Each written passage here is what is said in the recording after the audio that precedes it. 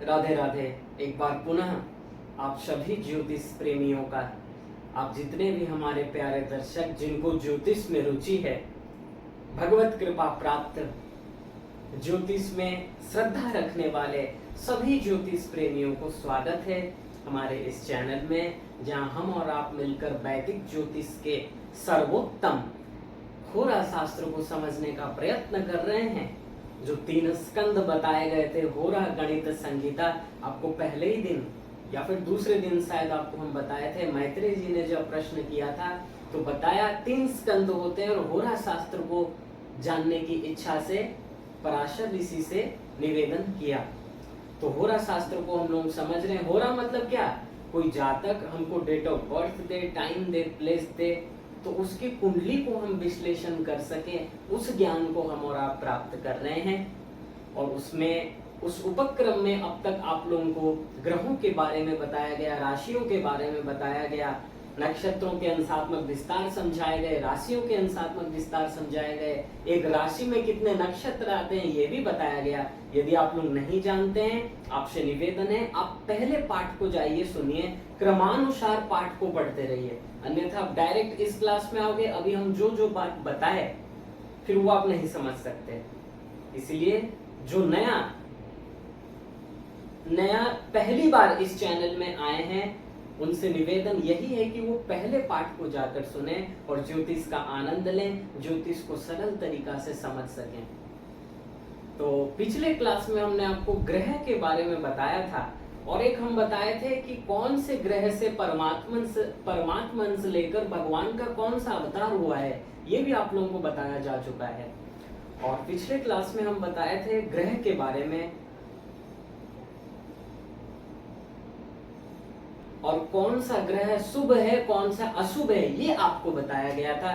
तो पहले वही थोड़ा और एक बार स्मरण कर लेते हैं, फिर हम आगे कारकत्वों को समझने का प्रयत्न करेंगे कि कौन सा ग्रह मुख्य रूप से किस चीज को रिप्रेजेंट करता है, ये समझना है। क्योंकि जब तक आप ग्रह के कारकत्व को नहीं समझोगे तब तक आपके सामने कोई आया, मान लीजिए, और आपसे कहता है पंडित जी शादी नहीं हो रहा है, थोड़ा देख लीजिए तो कुंडली में क्या प्रॉब्लम है। तो शादी के लिए आपको कारक ग्रह जानना चाहिए।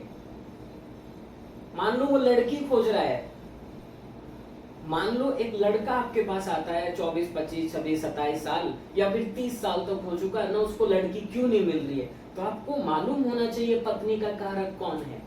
यदि नहीं जानेंगे तो आप फल कथन कैसे करेंगे। इसलिए कारकत्वों को ध्यान पूर्वक समझिए, और जितना समझेंगे उतना और आपको आनंद आएगा, अच्छी तरह से फल कथन कर सकेंगे। तो हमने पिछले क्लास में आप लोगों को बताया था नैसर्गिक रूप से गुरु और शुक्र ये दोनों शुभ ग्रह हैं। नैसर्गिक रूप से अर्थात कोई कितना भी कुछ भी आप लोगों को कहे, ये गुरु आप लोगों को पत्रिका में अस्त दिखे, चाहे नीच दिखे, चाहे कितना भी पीड़ित हो, राहु केतु एक्सिस में हो, शनि से दृष्ट, मंगल से दृष्ट, सूर्य से दृष्ट, किसी से भी दृष्ट हो, लेकिन ये गुरु शुभ ही रहेगा। अर्थात गुरु एक शुभ ग्रह है। हम रिजल्ट शुभ नहीं बता रहे हैं, हम ये बताना चाहते हैं कि गुरु एक शुभ ग्रह है और शुक्र एक शुभ ग्रह है। ये किसी भी कुंडली में अशुभ नाथ हो सकते हैं, लेकिन कोई कहे ये अशुभ ग्रह है, नहीं हो सकता। ये ग्रह हमेशा शुभ है नैसर्गिक रूप में, और अशुभ नाथ हम कब कहते हैं? तात्कालिक रूप में। जैसे मान लीजिए अभी आपके सामने हम वृषभ लग्न की पत्रिका बनाए हैं, ध्यान पूर्वक आप लोग समझिए, ध्यान पूर्वक हमारे एक एक शब्द पर ध्यान दीजिए, तभी आप समझ सकेंगे। देखिए हमने पहले ही कहा था हम अपनी ओर से पूरा प्रयत्न करेंगे कि आप एक अच्छे ज्योतिषी बन सके, लेकिन आपका भी ये कर्तव्य होना चाहिए एक एक शब्द को ध्यान पूर्वक सुने, अपने मन को पूरा स्थिर रखकर इस क्लास का आनंद लें। ठीक है, मान लीजिए वृषभ लग्न की पत्रिका है। अभी लग्न तो हम आपको पढ़ाए नहीं है, आगे पढ़ाएंगे। पहले गुण स्वरूप को पढ़ाएंगे, उसके बाद भाव लग्न वगैरह सब समझेंगे। वृषभ लग्न मतलब लग्न में 2 नंबर राशि।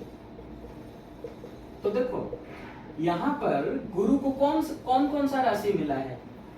गुरु का राशि क्या क्या है? धनु राशि और मीन राशि, और धनु राशि 8th हाउस में, मीन राशि 11th हाउस में है। और शुक्र लग्न का जो स्वामी है 2 नंबर अर्थात वृषभ राशि, इस वृषभ लग्न का जो स्वामी है शुक्र, वो गुरु को शत्रु मानता है। तो इस कुंडली में तात्कालिक रूप से अर्थात इस कुंडली के लिए गुरु अशुभ है, लेकिन गुरु अपने आप में नैसर्गिक रूप में शुभ है। इतना आप लोगों को क्लियर हो गया होगा, हम आशा करते हैं। यही हम बताना चाहते हैं कि नैसर्गिक रूप से शुभ ग्रह है। फिर हम चलते हैं, आपको अशुभ ग्रह के बारे में बताए थे। 5 अशुभ ग्रह निर्विवाद रूप से हमने आपको बताया था। ये शुभ ग्रह, अशुभ ग्रह में हम आपको बताए थे सूर्य, मंगल, शनि, राहु, केतु। ये 5 अशुभ ग्रह हैं। अर्थात मान लो कुंभ लग्न की भी पत्रिका हो, जहां का स्वामी शनि है लग्नेश, वो उस लग्न के लिए अच्छा है, वहां अच्छा रिजल्ट करेगा, लेकिन नेचुरल उसका स्वभाव है क्या, अशुभ ग्रह की कैटेगरी में आता है। इतना भी आप लोगों को क्लियर। और नेक्स्ट जो 2 ग्रह बच गए, इसके लिए हम आपको कंडीशनल बताए थे, आपको याद होगा। और यदि हमारे नए दर्शक आए हैं, उनकी सुविधा के लिए भी हम यहाँ पर बता दे रहे हैं, लेकिन आपको विस्तार से जानना है तो आप पिछले क्लास को जाकर देख सकते हैं। जैसे मान लीजिए बुध, हमने कहा था अकेला बुध अगर है ये शुभ होगा। अगर बुध गुरु के साथ है, गुरु के साथ युद्ध है, तो ये भी शुभ होगा। अगर बुध मंगल के साथ है तो यहाँ पर बुध अशुभ है। और अगर ये बुध गुरु के साथ भी है, मंगल के साथ भी है, तो ये अशुभ हो गया। ठीक है, तो बुध कंडीशनल शुभ है, कंडीशनल अशुभ है। नैसर्गिक रूप में देखिए, नैसर्गिक रूप में इनको सौम्य ग्रह ही बताया गया है बुध को, लेकिन पत्रिका में आप ये स्थिति देख लीजिए, इनमें से जैसी स्थिति हो वहां पर बुध को वैसा ही बताना है। ठीक है, अभी जानेंगे चंद्रमा के बारे में। चंद्रमा के लिए हमने आपको बताया था कि सूर्य से यदि 72 डिग्री आगे अथवा पीछे है तो चंद्रमा को आप पक्ष बल से बली मानिए, अर्थात शुक्ल पक्ष के 10वीं से लेकर कृष्ण पक्ष की षष्ठी तक, पंचमी षष्ठी तक आप उसको बलवान मान सकते हैं। तो इतना हमने आपको बताया था। आज समझेंगे कि कौन से ग्रह से हम किस चीज को रिप्रेजेंट करते हैं, अर्थात कौन सा ग्रह मुख्य रूप से किस चीज का कारक है। आगे तो बहुत विस्तार से आप लोगों को बताया जाएगा कि एक एक ग्रह के अंडर में क्या क्या आते हैं, पर आज शुरुआत हम कर रहे हैं सूर्य से। और सूर्य किसका कारक है, अभी आपका ध्यान इस बोर्ड में ही होना चाहिए और हमारी वाणी में होना चाहिए। पहले आया सूर्य। देखिए सूर्य, हमने आपको बताया था कि सूर्य से परमात्मन से लेकर किनका अवतार हुआ था, भगवान श्री राम का। और राम जी कैसे थे, मर्यादा पुरुषोत्तम थे, अनुशासित थे, मर्यादा में रहते थे। तो एक पॉइंट हमने क्या पाया कि सूर्य अनुशासन का कारक है, मर्यादा का कारक है, अर्थात जिसकी पत्रिका में सूर्य का प्रभाव होगा, सूर्य बलवान होगा। ऐसे जातक आप लोग देखे होंगे, मतलब आपके फ्रेंड्स वगैरह या फिर आपके फैमिली में ऐसे लोग होंगे, मतलब सुबह जल्दी उठ जाएंगे, उनको एक अनुशासित जीवन ही प्रिय है। ऐसे सामान इधर उधर बिखरा होगा उनको प्रिय नहीं है। स्वच्छ रहते हैं, इधर उधर सामान बिखरा होगा, मतलब एक टाइम टेबल नहीं होगा, कोई 8 बजे उठ रहा है, कोई 10 बजे उठ रहा है, कोई रात को 1 बजे सो रहा है, मतलब उसका टाइम टेबल ठीक नहीं है। और किन्हीं किन्हीं का टाइम टेबल पूरा ठीक है, सुबह सुबह उठ जाते हैं, अपना दैनिक कार्यक्रम करके ध्यान करते हैं, मेडिटेशन करते हैं, फिर अपने उनका जो भी वर्क है उसमें लगते हैं और टाइम टू टाइम अपना काम करते हैं। तो ये सूर्य का प्रभाव है। सूर्य से परमात्मा से लेकर भगवान श्री राम का अवतार हुआ था, इसलिए सूर्य से हम अनुशासन देखते हैं। और सूर्य किस राशि का स्वामी है, सिंह राशि, लियो साइन, 5 नंबर राशि। तो सूर्य सबसे मुख्य रूप से जानिए ये आत्मा का कारक है। किसका कारक है, आत्मा। हम सभी देखिए बड़ी बड़ी बातें तो कर लेते हैं आत्मज्ञान की, और हम समझते हैं हिंदुस्तान में सभी व्यक्ति को ये मालूम है कि हमारे अंदर एक ऐसा तत्व है जिसके कारण हम जीवित हैं, हम बोल पा रहे हैं, लेकिन मानता कोई नहीं है, केवल बोल देते हैं हम आत्मा हैं, हम भगवान के अंश है, नैनम चिंदन्ति शस्त्राणि नैनम दहति पावक। ये बोलने में देखिए आसानी है, लेकिन मानने में मुश्किल है। बहुत ही बिरले जीव होंगे जो ये बात को मानता होगा कि हम आत्मा हैं। तो आप सभी को मालूम ही है, प्रवचन में सुने होंगे, तत्व ज्ञान में सुने होंगे, भागवत कथा आदि में भी सुने होंगे, तो सब बोल देते हैं लेकिन मानते नहीं है। जिसका सूर्य जितना बलवान होगा, शुभ स्थिति में होगा, तो सूर्य उस जातक को अनुशासित जीवन देता है, उसमें मर्यादा रहता है, वो मर्यादा से वर्क करता है, अर्थात ज्यादा चंचल स्वभाव उसका नहीं होता है, मर्यादित पुरुष रहता है वो, और उसको तत्व ज्ञान प्राप्त होता है। क्योंकि सूर्य कालपुरुष की कुंडली में पंचम भाव का स्वामी है। अभी हम आपको कालपुरुष की कुंडली नहीं पढ़ाए हैं, पर संक्षेप में बता दे रहे हैं, क्योंकि कालपुरुष का बात यहाँ पर हमने किया। कालपुरुष अर्थात मेष लग्न की कुंडली, अर्थात लग्न में कौन सी राशि होगी? मेष राशि। इसे ही हम कहेंगे कालपुरुष की कुंडली। जब भी हम आगे ये प्रयोग में आपको बताएं कि कालपुरुष की कुंडली, तो समझ जाइएगा मेष लग्न। तो इस लग्न में सूर्य का राशि यहाँ पर है सिंह राशि। ये कौन सा भाव है? पंचम भाव। ये आगे बताएंगे, आप लोग धैर्य रखिए, सब कुछ क्लियर होगा। तो ये ज्ञान का भाव होता है। तो सूर्य क्योंकि आत्मा है, और आत्मा से रिलेटेड क्या है? आत्मज्ञान। तो सूर्य तत्व ज्ञान का कारक है, आत्मज्ञान का कारक है। जिन जीवों को सही सही तत्व ज्ञान प्राप्त होता है, उनमें कहीं ना कहीं सूर्य का रोल, सूर्य का योगदान अवश्य है। इसलिए आपकी कुंडली में आप अपने सूर्य की स्थिति को चेक कीजिए, सूर्य कैसा है और कैसा है। आत्मा से रिलेटेड, अर्थात आत्म सम्मान की जब बात आएगी, हम सूर्य को देखेंगे। इसलिए सूर्य जिसका प्रभावित होगा, लग्न में होगा या फिर सिंह राशि होगी, तो स्वाभाविक है ऐसे जातक को यदि आप अपमान करोगे, वो चिढ़ जाएंगे, क्योंकि वो स्वाभिमानी टाइप के होते हैं, या फिर आप ये कह सकते हो स्वाभिमानी से भी थोड़ा ऊपर लेवल के होते हैं, अहंकार होता है। ये सूर्य के कारण है। आत्मविश्वास विचार करते हैं सूर्य से, आत्मविश्वास, ये जातक में कॉन्फिडेंस कितना है। अभी देखिए कोई बल्लेबाज बैटिंग कर रहा है, तो आप उसके शॉट्स को देखकर, उसके हाव भाव को देखकर बता सकते हो इस जातक में कॉन्फिडेंस है या नहीं। वो गेंदबाज को कैसे फेस कर रहा है, क्या उसके चेहरे में डर है या अच्छे से खुल के आराम से शॉट खेल रहा है, तो वो होता है आत्मविश्वास। तो सूर्य इन सभी को रिप्रेजेंट करता है। आत्मा से रिलेटेड जो भी बातें हैं वो हम सूर्य से देखेंगे। क्लियर? और एक बात आपको बताना चाहेंगे, हमने जैसे पहले ही आपसे निवेदन किया कि सूर्य वंश में भगवान श्री राम का अवतार हुआ था, और श्री राम मध्याह्न 12 बजे प्रकट हुए थे, दिन में प्रकट हुए थे, और सूर्य भी दिन में बलि रहता है। तो ये भी देखिए, मतलब वैसे तो भगवान दिव्य हैं, उनमें ये माइक गुण आ ही नहीं सकता, लेकिन भगवान जिस ग्रह के परमात्मा अंश से लेकर अवतार लेते हैं, वैसा वैसा गुण आपको भगवान के उस अवतार काल में दिखाई देगा। राम जी देखिए, पूरा मर्यादित पुरुष, जीवन भर सीता जी को छोड़कर जब शूर्पणखा आई, देखा तक उसकी ओर नहीं। इतने मर्यादित पुरुष राम जी, अनुशासन भरा जीवन, अपने पिता का सम्मान करने वाले। आगे हम पढ़ेंगे सूर्य पिता का भी कारक है। तो इतना आज हमने सूर्य के बारे में समझा। नेक्स्ट चलते हैं, चंद्रमा को समझने का प्रयत्न करते हैं।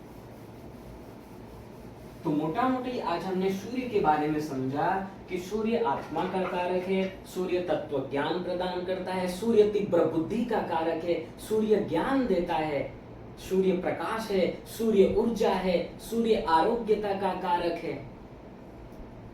अर्थात शरीर आपका स्वस्थ होगा नहीं होगा, सूर्य को देखो। आगे हम इन शरीर में कौन से बॉडी पार्ट्स को सूर्य से देखते हैं, ये भी आपको बताया जाएगा।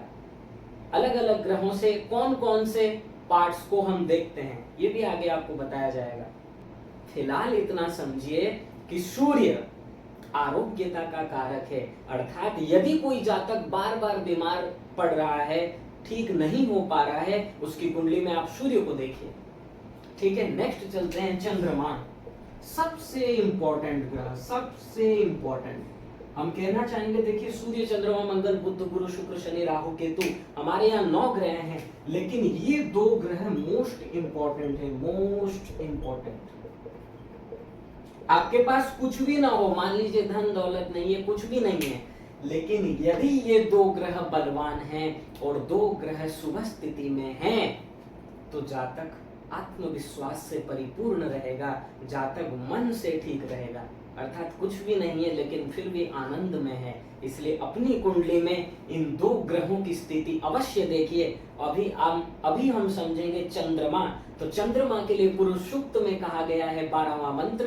पुरुष सूक्त के 12वें मंत्र में कहा गया है, चंद्रमा मनसो जात चक्षुः सूर्यो अजायत श्रोत्राद वायुश्च प्राणश्च मुखाद अग्निरजायत। तो चंद्रमा मन का कारक है, मन। और आज देखिए विडंबना ये है, जितने भी जीव हैं, आप पत्रिका देख लीजिए, 99% पत्रिका में ये दोनों ग्रह जरूर अशुभ स्थिति में होंगे या फिर पीड़ित होंगे।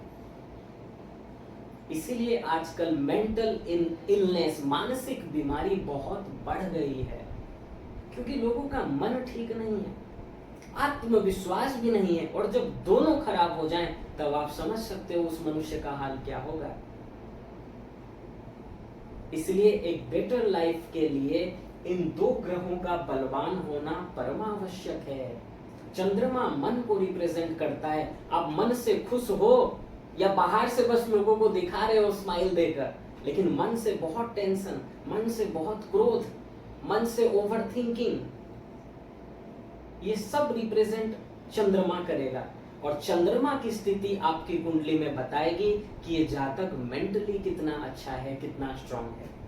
आप लोग सुने होंगे, आप लोग यदि किसी एस्ट्रोलॉजर को आगे दिखाए होंगे या फिर बुक्स भी पढ़े होंगे, तो चंद्रमा राहु केतु एक्सिस में आ जाए, शनि से दृष्ट, मंगल से दृष्ट, तो क्या कहते हैं, ये जातक जरूर मानसिक रूप से बीमारी होगा, मानसिक रूप से असुस्थ होगा। और ऐसे जातकों के लिए कहा जाता है भगवान श्री कृष्ण की आराधना करो। वैसे तो शिव जी की आराधना भी बताई गई है, लेकिन शिव और कृष्ण में कोई अंतर नहीं है। आपकी जिनमें श्रद्धा है उनकी आराधना अवश्य कीजिए। आगे जब हम बालरिष्ट पढ़ेंगे, अभी से बता देते हैं, बालरिष्ट में बताया गया है कि चंद्रमा अगर 12th हाउस में हो और उसके ऊपर सभी पापक ग्रहों की दृष्टि हो, शुभ ग्रह की दृष्टि ना हो, तो ऐसा जातक ज्यादा उम्र तक जीवित नहीं रहता। इसे बालरिष्ट कहा जाता है। लेकिन वो फिर उसकी कुंडली में और भी स्थिति देखना होगा। एक पॉइंट से कभी भी फल कथन नहीं होता है। ये एक पॉइंट हमने बताया कि चंद्रमा अगर 12th हाउस में और सभी पापक ग्रहों का प्रभाव है, तो ऐसा जातक ज्यादा दिन जीवित नहीं रहता। अब ये सुनकर आप लोग डरिएगा मत, क्योंकि ऐसी भी पत्रिका हमने देखा है, पापक ग्रह की दृष्टि है, लेकिन फिर भी जातक मध्यायु है। इसलिए हम कह रहे हैं कि एक पॉइंट के भरोसे मत रहिए, पूरा कुंडली विश्लेषण करके ही हम बता सकते हैं ये जातक का आयु कितना होगा।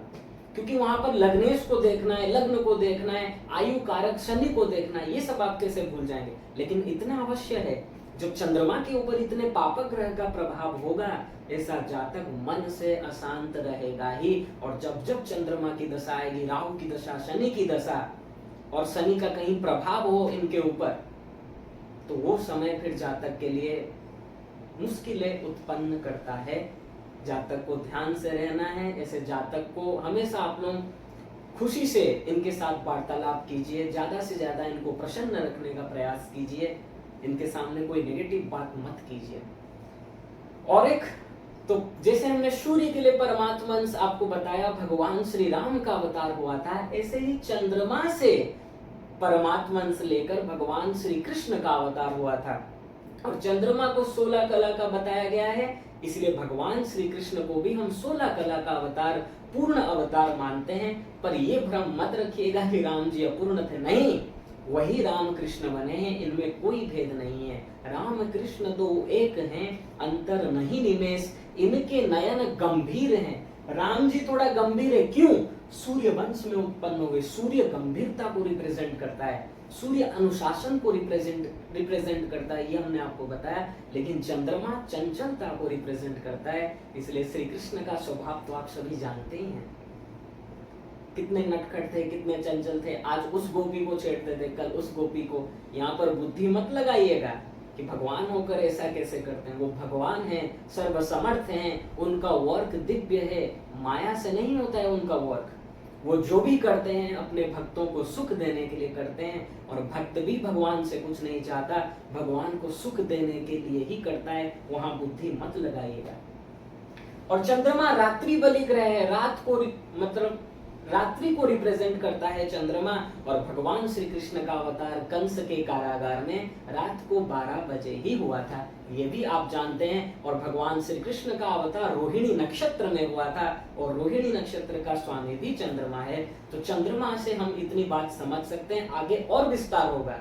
एक बार में सब बता देंगे तो बाउंस कर जाएगा।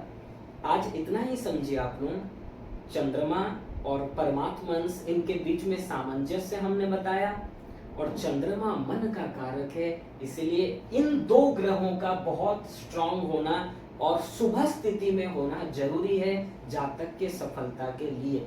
अन्यथा आपके पास कितना भी धन हो, ऐश्वर्य हो, सम्मान हो, वैभव हो, सब कुछ हो, लेकिन अगर ये दोनों ग्रह पीड़ित है, जितना भी आपके पास हो जाए, आप उदास रहोगे, मन से सुखी नहीं रहोगे, अशांत रहोगे। थर्ड हम चलते हैं मंगल। मंगल को एक शब्द में आप समझ सकते हैं, पराक्रम का कारक है। पराक्रम, बल, साहस। मंगल रिप्रेजेंट करता है बल को, पावर को, फोर्स को, एनर्जी को। कोई जातक बहुत बड़ा रेसलर है, बात बात में भिड़ जाता है, उसके सामने आप कुछ भी कहोगे। सूर्य यदि स्ट्रांग है, शुभ स्थिति में, सूर्य का प्रभाव है जातक के ऊपर, वो अपमान नहीं सहन कर सकता, तुरंत क्रोधित हो जाएगा, क्योंकि उनका स्वाभिमान जो है, अहंकार उस आड़े में आएगा और वो सहन करने नहीं देता। और अगर मंगल कहीं बलवान है तो फिर वो फोर्स में तुरंत रिप्लाई आपको देगा, तुरंत रिएक्ट करेगा। तो ऐसे जातक को आप देखे होंगे बचपन से ही बहुत क्रोधित, छोटी छोटी बात में क्रोधित हो जाते हैं, कुछ भी आप उनको बोलोगे सहन नहीं करते, उल्टा जवाब दे देते हैं। सब कुछ मंगल का प्रभाव है। मंगल फोर्स को रिप्रेजेंट करता है, और मंगल के परमात्मा अंश से नरसिंह भगवान का अवतार हुआ था, ये भी हम आपको उस दिन क्लास में बताए थे। और नरसिंह भगवान का मतलब स्वरूप कैसा था, भागवत में जाकर देख लीजिएगा। आंख पूरा लाल, बड़े बड़े नाखून, देखकर हिरण्यकशिपु ही भयभीत हो गया। बाकी वहां पर हिरण्यकशिपु की प्रजाओं की बात तो छोड़ो, हिरण्यकशिपु भयभीत हो गया। इसका भगवान बहुत मतलब खतरनाक दिख रहा है, बहुत डेंजर दिख रहा है। अरे लक्ष्मी जी को जब बुलाई, लक्ष्मी जी जब चरण से ऊपर तक मतलब आरती थाली को घुमाती जा रही हैं, और जैसे ही मुख को देखा, मुख को देखकर डर कर भाग गई, ये मेरे पति नहीं हो सकते, इतना भयंकर स्वरूप था। तो क्रोध को, एग्रेसिव को रिप्रेजेंट करता है मंगल। बात बात में आपसे छेड़ेंगे, आपको छेड़ेंगे, इनको कुछ भी बोल दोगे तुरंत रिएक्ट करेंगे, सहन नहीं कर सकते। अर्थात फोर्स को, एनर्जी को, चिड़चिड़ापन, एग्रेसिव, ये सब हम मंगल से देखते हैं। और मंगल यदि लग्न से उसका कनेक्शन हो जाए तो धैर्य में भी कमी करता है। ये धैर्य वाला प्लेनेट नहीं है, जल्दी जल्दी इसको फल चाहिए, क्योंकि फोर्स का कारक है, जल्दी इसको रिजल्ट चाहिए, तुरंत। तो जितना भी हम सब बल का प्रयोग करेंगे, जिन जिन जगहों में हम चेक, ये प्रश्न आएगा कि इसमें इसका बल कितना है, इसके लिए हम मंगल को चेक करेंगे। मंगल की स्थिति पत्रिका में देखिए, ये आपको बता देगा ये जातक मान लो किसी से लड़ाई करने जा रहा है, जीतेगा या हारेगा, ये सब कुछ मंगल बताएगा।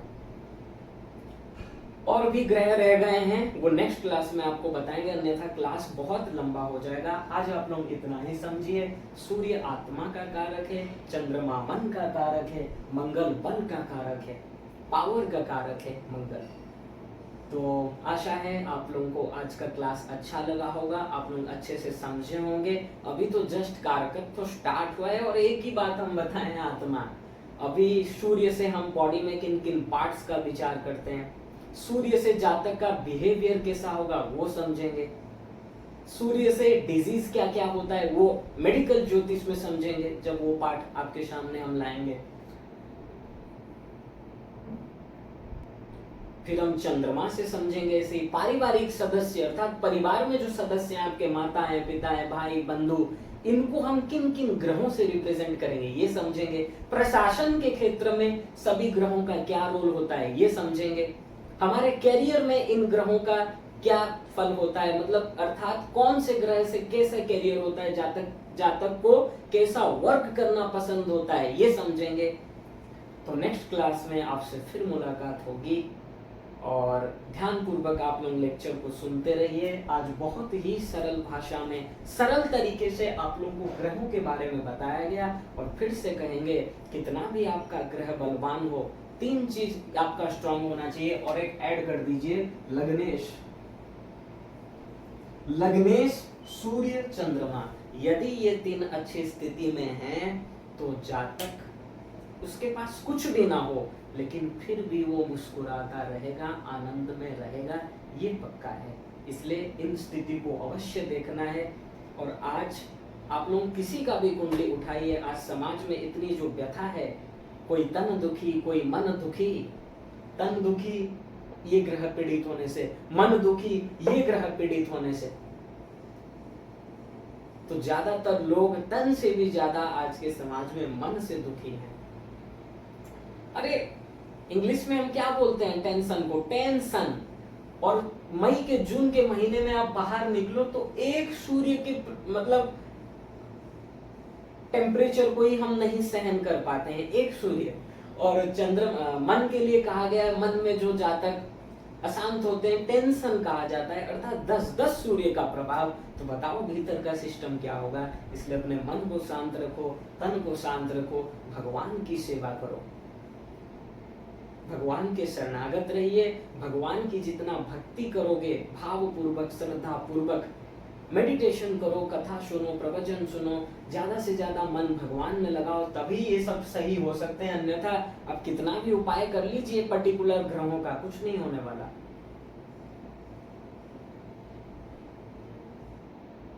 इसलिए हम कहते हैं पर्टिकुलर ग्रह के उपाय के बजाय तुम डायरेक्ट भगवान के शरणागत रहो, क्योंकि देखो प्रारब्ध में जो होगा वो होगा, कोई नहीं टाल सकता।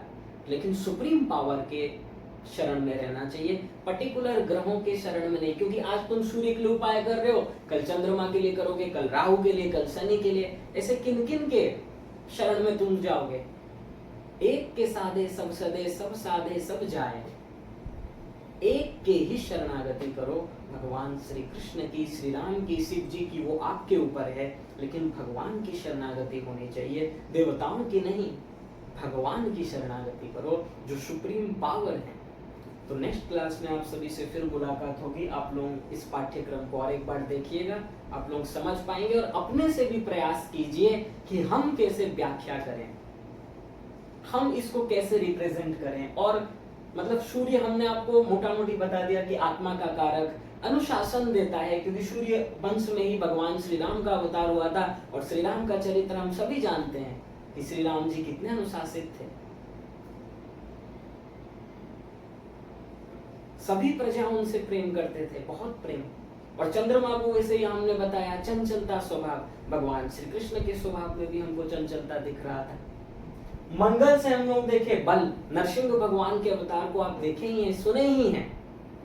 ऐसे ही ग्रहों को समझना है। नेक्स्ट क्लास में आप सभी से फिर मुलाकात होगी। तब तक आप लोग अपना ध्यान रखें, प्रसन्न रहें और ज्योतिष को मन लगाकर समझते रहें, तभी आप बहुत अच्छे ज्योतिषी बन जाएंगे। इंटरेस्ट होना चाहिए। अपने आप से स्वाध्याय भी कीजिए, बृहद पराशर होरा शास्त्र पढ़ा कीजिए। ये पढ़ने से आपको और ज्ञान की वृद्धि होगी, आप भी अपने आप से समझ सकोगे। और जो नहीं समझ रहे हो, जो डाउट हो रहा है, आप कमेंट सेक्शन में पूछ सकते हैं, यथासमय आपको उत्तर अवश्य मिलेगा। राधे राधे।